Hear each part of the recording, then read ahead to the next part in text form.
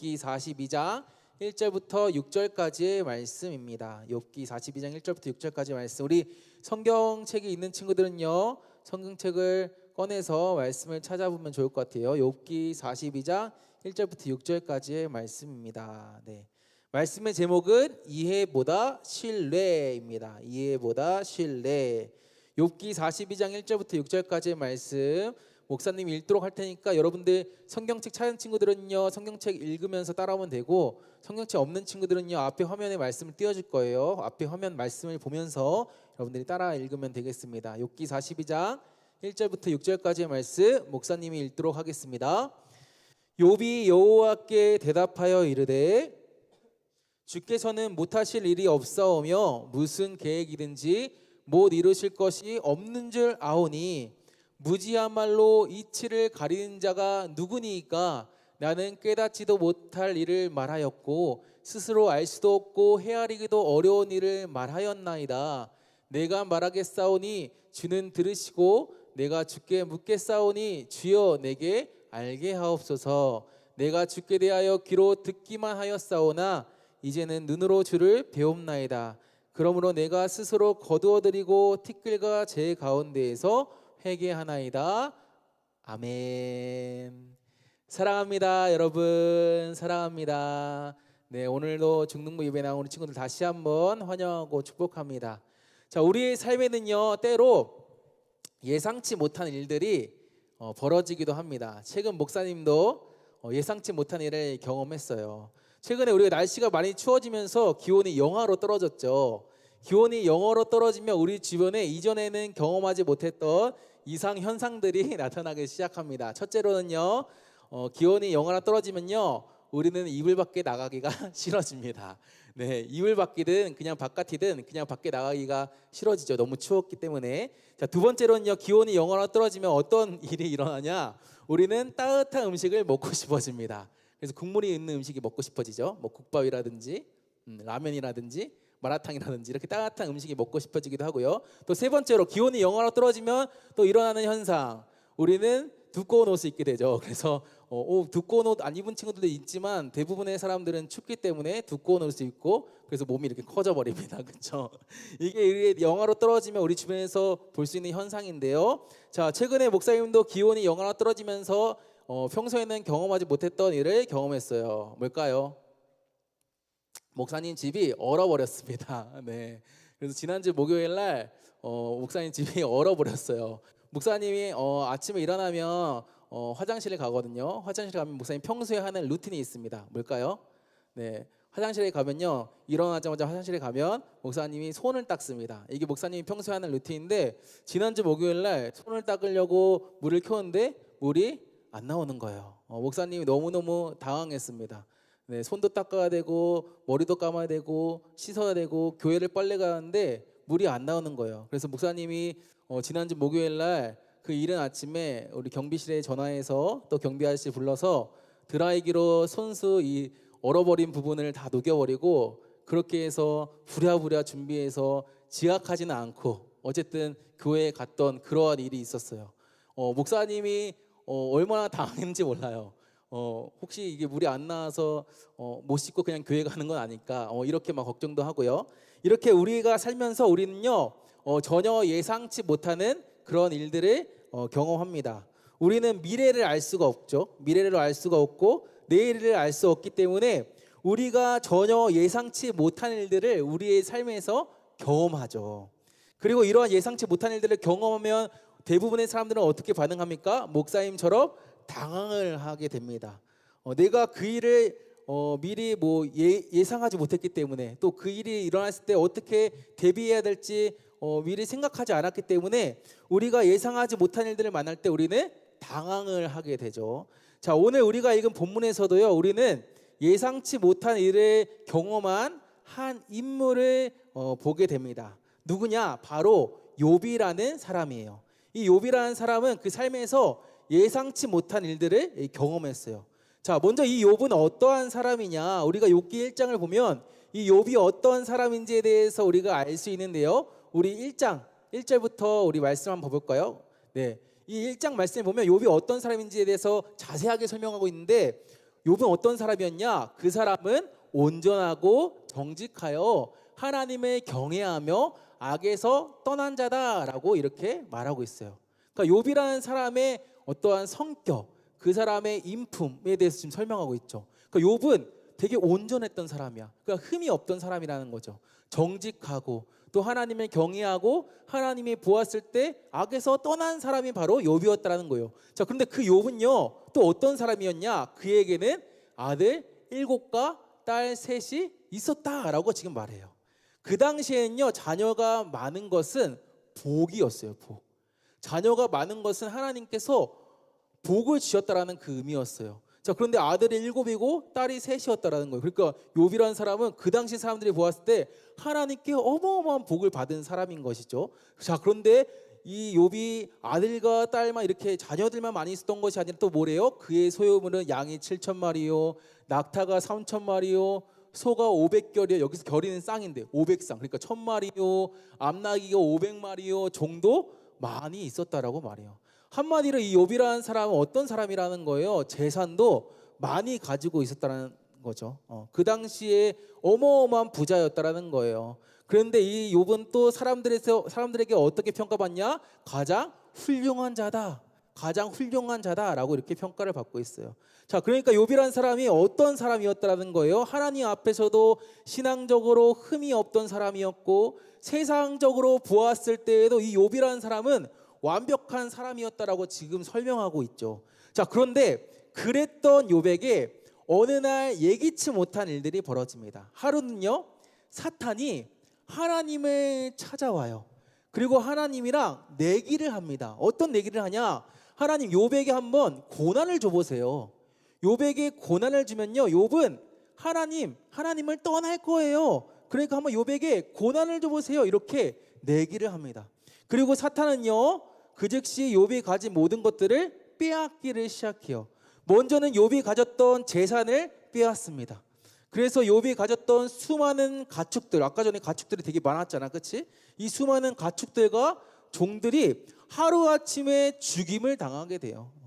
그리고 이어서 사탄은요 욥의 자녀들 또한 빼앗습니다. 욥에게 7명의 아들들이 있었다고 했죠. 7명의 아들들과 3명의 딸이 있었는데 이 욥의 자녀들도 하루아침에 죽임을 당하게 돼요. 심지어는 사탄은 욥의 재산과 욥의 자녀들만 빼앗는 것이 아니라 욥의 건강도 빼앗아요. 그래서 욥이 머리부터 발끝까지 몸에 막 온몸에 종기가 나게 되고 매일매일 막 그릇 조각으로 막 몸을 긁어서 피가 날 정도로 이 욥은요 매일매일 괴로움 가운데 살게 돼요. 그러니까 욥의 인생이 어떻게 된 거예요? 욥의 인생이 하루아침에 그냥 망해버린 거예요. 이전에 욥의 인생은 그 누가 봐도 잘 나가는 인생이었잖아요. 그렇죠? 누가 봐도 잘 나가는 인생이었고 누가 봐도 성공한 인생이었는데 망할 이유도 없었고 하나님 앞에서 정직하고 온전했고 하나님이 봤을 때 죄에서 멀었던 사람이었고 그러니까 망할 이유도 없었고 망할 기미도 없었는데 그랬던 욥의 인생이 갑자기 망해버린 거예요.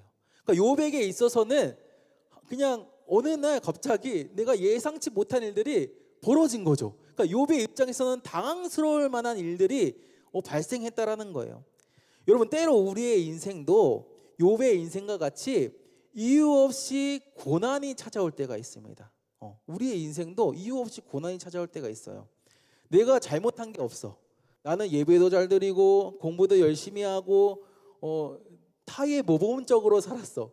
누가 봐도 착한 학생, 착한 그런 아들, 자녀였어. 자, 그럼에도 불구하고 나의 삶에서 고난이 찾아올 때가 있다라는 거예요. 갑자기 어디가 아프기도 하고요. 갑자기 우리 집이 경제적으로 어려워지기도 하고요. 갑자기 우리 주변에 내 가족들, 친척들, 내 친구들이 아프기도 하고요. 병에 걸리기도 하고요. 가까운 사람이 죽기도 하고요. 돌아가시기도 하고요. 나는 아무것도 안 했는데 나는 가만히 있었는데 나는 오히려 하나님이 봤을 때 너무나도 바른 그런 삶을 살아가는데도 불구하고 이러한 고난들이 나의 삶 가운데 일어날 때가 있다라는 것이죠. 그러니까 오늘 본문에 등장한 욥이 바로 그러한 고난을 겪었다라는 거예요. 누구보다 잘 살았는데 하나님이 보시기에 죄를 지지도 않았고 거짓말을 하지도 않았고 누가 봐도 착하게 살았고 누가 봐도 정직하게 살았고 그랬었는데 그랬던 욥의 인생에 말도 안 되는 이러한 일들이 갑자기 일어나게 됐다라는 거예요. 그러니까 하루아침 막 재산이 증발하게 되고 자식들이 죽고 이러한 일들이 일어났다는 것이죠. 자, 그렇다면 만약에 우리가 이러한 일을 겪게 되면 우리의 마음은 어떨까요? 우리의 마음. 갑자기 하루아침에 막 욥처럼 우리 인생에서 진짜 내가 감당할 수 없는 고난이 찾아와. 갑자기 막 가족들이 막 누가 아프고 막 누가 돌아가시고 막 그런 일들을 겪어요. 그러면 기분이 좋을까요, 안 좋을까요, 태성아? 갑자기 막 고난이 찾아와 너의 삶에서. 그럼 기분이 좋아, 안 좋아? 안 좋지. 그러니까 이러한 고난이 찾아올 때 우리 중에서 기분이 좋을 만한 사람은 없죠. 막 고난이 왔는데도 고난이 왔구나. 아, 고난이 왔네. 좋다. 이런 사람은 우리 중에 없어요. 고난이 찾아오면 어때요? 우리는 막 기분도 다운이 되고요. 막 아까 말했던 것처럼 막 당황스럽고 막 불편한 감정이 들어요. 그러니까 내가 잘못을 안 했는데도 이러한 고난들, 어려운 일들이 나의 삶 가운데 일어났을 때 우리는 화가 나고 원망이 생기고 억울하다라는 거예요. 자, 그런데 욥은 어땠을까요? 여러분, 욥도 똑같았어요. 물론 욥은요 처음부터 그러진 않았습니다. 욥은요 신앙이 그래도 깊었어요. 그래서 처음에는 이러한 고난을 겪어도 하나님을 찬양하고 하나님을 예배했어. 이거 대단한 거 아니야, 그렇지? 막 내 재산이 다 막 사라지고 내 자녀들이 다 죽고 막 몸에서 막 질병이 나고 막 그런데도 불구하고 욥은 하나님을 찬양하고 예배했어요. 그러니까 욥의 신앙이 그만큼 깊었다라는 거예요. 자, 그런데 그랬던 욥에게 어느 날 친구들이 소식을 듣고 찾아옵니다. 욥의 친구들이 욥이 망했다는 소식을 듣고 욥을 찾아와. 그리고 욥에게 위로한답시고 뭐라고 위로하냐? 야, 너가 잘못해서 이런 일이 일어난 것 같아. 너 어떠한 잘못이 있는지, 어떠한 잘못을 했는지 한번 곰곰이 너의 삶을 돌아봐봐. 그러면 그 문제가 해결되지 않을까? 이러면서 위로 아닌 위로를 욥에게 건네요. 자, 이 한마디에 욥의 마음 가운데 억울한 마음이 생깁니다. 그래서 욥은요 하나님께 억울함을 호소해요. 그러니까 나 잘못한 것도 없는데 이 친구들이 나 잘못했다고 해요. 하나님, 이게 말이 됩니까? 저는 정말로 하나님께 잘못한 거 없어요. 죄짓지 않았어요. 하나님, 저 너무 억울해요. 이렇게 하나님한테 억울함을 호소해요. 여러분, 솔직히 우리가 이런 욥의 인생을 봤을 때 목사님은 욥의 이러한 억울함이 이해가 됐어. 왜냐하면 솔직히 억울하지 않겠어요? 잘못한 것이 없는데 친구들이 계속 잘못했대. 나는 틀린 게 없는데 친구들이 계속 틀렸대. 너가 틀린 게 맞대. 이런 말을 들었을 때 당연히 그 마음에는 억울한 마음이 생기죠. 그렇죠? 내가 아무것도 아니라고 하는데 친구들은 계속해서 너가 잘못했어. 너가 잘못해서 이런 일이 일어난 거야. 이런 말을 들었을 때 당연히 욥의 입장에서는 억울하고 하나님께 따질 수밖에 없는 그러한 상황이었다라는 거예요. 자, 그렇다면 이제 하나님께서 이 욥의 억울함을 듣고 어떻게 해주셔야 돼요? 우리가 생각했을 때는 욥의 억울함을 풀어주셔야 되죠. 그렇죠? 왜냐면 욥이 자기가 잘못한 것도 없는데 이런 일들을 겪었어. 그리고 막 친구들이 너가 잘못해서 그래 막 이렇게 내 탓으로 돌려. 그러면 당연히 이거에 대해서 하나님께서 욥의 억울함을 풀어주시는 게 맞는 거죠. 자, 그런데 우리가 계속해서 욥기 말씀을 보면 하나님은 욥의 억울함을 풀어주시는 것이 아니라 오히려 욥에게 갑자기 질문을 던지세요. 하나님은 욥에게 질문을 던지시는데 어떠한 질문을 던지시냐? 이 세상의 모든 것들에 대해서 욥에게 물어보시면서 야, 욥, 너 그거 알아? 라고 욥에게 질문을 던지세요. 하나님께서 억울해하는 욥에게 너 세상이 어떻게 만들어졌는지 알아? 너 자연현상이 어떻게 일어나는지 알아? 이렇게 질문을 던지셨다라는 거예요. 왜 하나님께서 이렇게 뜬금없이 질문을 던지셨을까요? 자, 여러분, 이 질문, 이 세상이 어떻게 만들어졌는지, 자연현상이 어떻게 일어나는지 이러한 질문들은 누구만 대답할 수 있는 질문입니까? 하나님만 대답할 수 있는 질문이죠. 이 세상의 기원에 대한 질문은요, 우리가 대답할 수 있는 질문이 아니에요. 이거는 하나님만 대답할 수 있는 질문이죠. 이 세상이 어떻게 만들어졌고 이 세상이 어떻게 운영되어지고 있고 이거는 하나님만이 대답할 수 있는 질문이라는 거예요. 다시 말해 하나님께서 욥에게 이러한 질문을 던지신 이유는 지금 욥에게 일어난 일들도 똑같다라는 것을 하나님께서 욥에게 말씀하신 거예요. 그러니까 욥아, 너에게 지금 일어나는 일들 너는 다 알 수 없고 너는 다 이해할 수 없지만 나는 그것들을 다 알고 있어. 이 일들이 나의 시간 안에 일어나고 있는 일들이야. 나의 계획 안에 일어나고 있는 일들이야. 그러니까 욥, 너는 당황하지 마. 너는 나만 믿어 라고 하나님께서 지금 욥에게 말씀하고 계시다라는 거예요. 사랑하는 여러분, 우리에게는요 한계가 있습니다. 한계가 있어요. 우리는 잘 몰라요. 잘 몰라요. 여러분들, 우리가 많은 걸 알고 있는 걸로 우리가 생각하지만 사실 우리는 잘 모릅니다. 학교에서 여러 가지 많이 배우죠. 여러 과목들을 배우지만 우리가 이 세상의 모든 것들을 다 알지 못해요. 그냥 예를 들어서 나는요 내일 일어날 일들도 몰라요. 그렇죠? 우리 중에서 내일 무슨 일이 일어날지 아는 사람은 없어. 5분 뒤에 무슨 일이 일어날지 아는 사람은 없어. 그러니까 나는 모든 걸 다 알고 있다고 생각하지만 사실은 나는 모든 걸 다 알지는 못한다라는 거예요. 우리의 삶에서 일어나는 일들의 어떤 원인, 그 이유에 대해서도 우리는 잘 몰라요. 그런데 여러분, 하나님은요 모든 것들을 아세요. 하나님은요 우리가 모르는 부분들에 대해서도 아세요. 우리가 모르는 어떠한 일들에 대해서, 내 삶에 일어나는 모든 일들에 대해서 하나님께서 아신다라는 거예요. 그래서 우리가 하나님의 속성 중에서 이러한 속성이 있습니다. 전지하심이라는 속성이 있어요. 전지하심. 이 전지하심은 어떤 의미일까요? 전지하심? 전지는 어떤 의미일까? 찬영아, 전지는 어떤 의미일까? 전지하심? 다니엘, 전지하심 무슨 의미일까? 전지. 잘 몰라요? 자, 전지하심 어떤 의미냐? 전지하심은 모든 것을 아신다라는 거예요. 모든 것을 아신다. 하나님에게는 전지하심이라는 속성이 있는데 이 전지하심이라는 속성은 어떤 의미냐? 모든 것을 아신다라는 거예요. 다시 말해, 하나님은 모르는 것이 없고, 그렇게 하나님은 우리의 삶의 모든 순간순간, 우리의 삶에 일어나는 모든 일들에 대해서 다 아신다라는 거예요. 하나님은 모르는 게 없다라는 거예요. 이게 하나님의 전지하심이에요. 우리의 과거도 아시고, 우리의 현재도 아시고, 우리가 앞으로 일어날 일들, 우리의 미래에 대해서도 하나님께서는 아신다라는 거예요. 더 나아가서 여러분, 하나님은요 전능하심이라는 속성도 있어요. 자, 찬영아, 전능하심이라는 속성에 대해서는 아니? 전능하심은 어떤 의미야? 전능하다. 다니엘, 전능하다는 어떤 의미야? 위대하다? 네, 전능하다는 어떤 의미냐? 전능하다는 전지하심 뭐라고 했어요? 모든 것을 안다가 전지하심을 했잖아요. 전능하심은 모든 것을 할 수 있다. 이게 전능하심이에요. 전능하심. 모든 것이 가능하다. 이게 전능하심이에요. 그러니까 하나님은 못하시는 게 있다 없다? 못하시는 게 있다 없다? 있다 없다? 지우야? 없다. 못하시는 게 없다. 그러니까 하나님은 모든 것들을 하실 수 있다는 거예요. 우리가 할 수 없는 것도 하나님은 하실 수 있다는 것이죠. 그러니까 하나님은 말 한마디만 하면 무에서 유를 만드시는 하나님이세요. 그래서 창세기 1장에서도 보면 하나님께서 이르시되 하니까 어떻게 돼요? 천지가 창조돼요. 빛이 있으라 하니까 빛이 생겨요. 그러니까 하나님은 말씀으로도 이 아무것도 없는 것에서 있는 것으로 어떤 존재를 만들 수 있는 그러한 능력의 하나님이시라는 거예요. 그런데 이러한 하나님이 우리의 삶을 다스리고 통치하세요.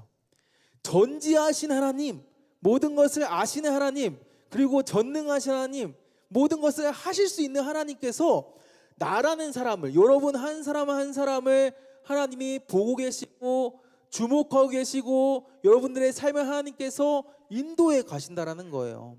그러니까 하나님께서 지금 욥에게 뭐라고 말씀하시냐면, 야 욥, 내가 너를 알아. 내가 너랑 함께 있어. 그러니까 무서워하지 마, 당황하지 마. 하나님께서 말씀하고 계신 거예요. 그렇기 때문에 여러분, 우리의 삶에서 만약에 오늘 말씀의 욥과 같이 예기치 못한 일들이 발생했어요.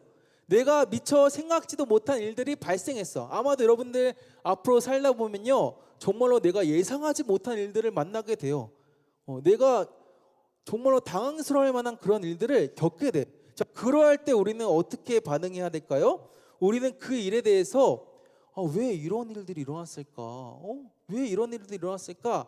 알려고 하는 게 아니라, 불평하는 게 아니라, 우리는 그 모든 상황과 환경을 다스리시고 통치하시는 하나님 앞에 나아가야 해요.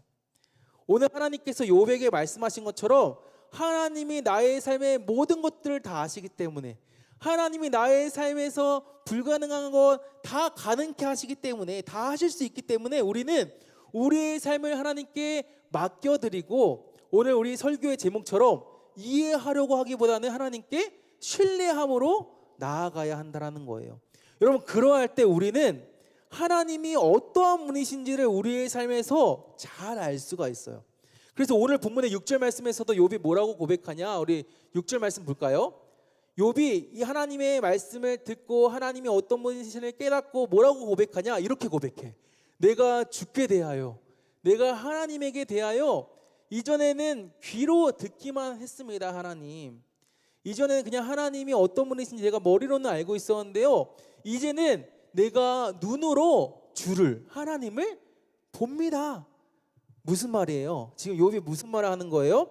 내가 이전에는 그냥 지식적으로만 하나님을 알았어요. 그냥 하나님은 어렴풋이 이런 분이시구나 이렇게 알고만 있었어요. 그런데 이제는 내가 진짜로 하나님을 알겠다라는 거예요.